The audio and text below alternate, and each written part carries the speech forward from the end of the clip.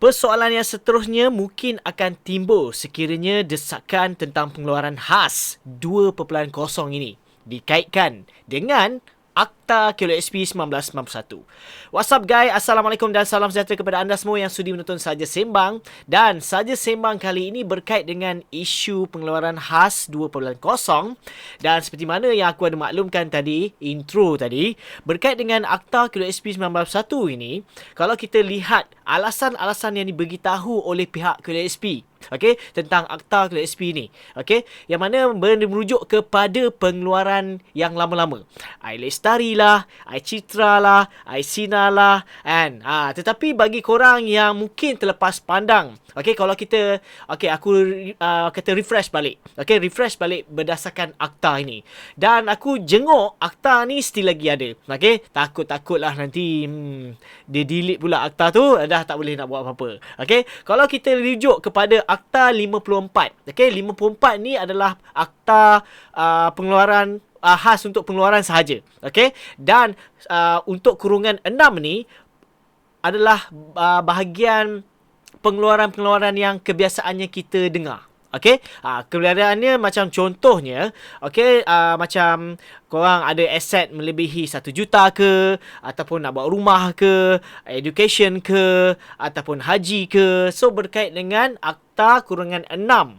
Okey, 6 ni, dan banyaklah cabang-cabang dia, ada A, B, C, D, E, sehinggalah yang Akta yang terbaru, okey, kurungan tu K, L dan juga M. Okey, kalau kita merujuk kepada K, L dan M, kalau kita lihat dekat paparan ini, kalau korang nampak lah, okay, dengan mata kasar korang, ahli kumpulan wang itu memerlukan pembiayaan bagi maksud kelestarian hidup.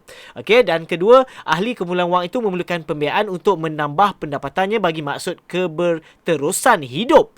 Dia tulis itu dan. Okay, ahli kumpulan wang itu memerlukan pembiayaan untuk menambahkan pendapatannya. Ini aku tak nak baca, dia sama je. Tetapi untuk mengawal ataupun mencegah merebaknya penyakit coronavirus. Okey, dia berkait dengan isu coronavirus. Okey, maksudnya pengeluaran ini layak lah. Okey, sesuai lah untuk dikeluarkan disebabkan corona, disebabkan pandemik. Okey, sebab itu aku beritahu Akta ni dia worded untuk fokuskan iSina, iCitra dulu. Tetapi macam mana pula dengan pengeluaran khas 1.0? Mungkin orang ada cakap lah, ini sebenarnya dah minta lama dah sebagainya. Tetapi, okey lah, boleh lah. Tetapi dalam keadaan waktu tu, kita masih lagi di ambang pemulihan. Okey, tapi bagaimana pula sekarang? Ini persoalannya. Takut sebab bila kita nak keluarkan satu perkara, kita nak desak satu perkara, mestilah merujuk kepada Akta dulu. Okey, atau boleh ataupun tidak. Sebenarnya kalau kita lihat kepada subsection yang baru 54, okey, tetapi kurungan bukan 6 tapi kurungan 7. Okey, kurungan 7 ni kalau kita lihat, kita baca betul-betul, jom kita tengok skrin tersebut.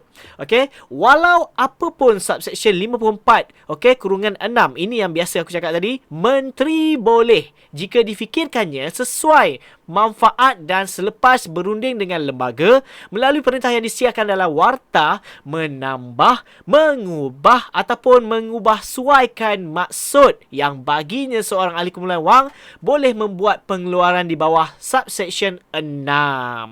Maksud di sini aku nak beritahu korang lah. Menteri tu siapa? Menteri tu Tengku Zafrul lah. Menteri Kewangan, PM pun kira kategori menteri jugalah. Okey, yang berkait. Okey, pemegang amanah ataupun lembaga, orang kata CEO ni pun boleh. Okey, dia boleh. Tetapi dia perlu juga. Okey, orang kata kena ada orang atasan juga. Okey, kalau macam dia kata boleh, dia boleh. Walaupun dia kata tak boleh, bawah, atas kata boleh, dia kena ikutlah. Okey, so maksud di sini menteri itu yang main peranan sebenarnya. Okey, ada orang katalah desaklah Tengku Zafrul. Ini buat sementara waktu, inilah dia.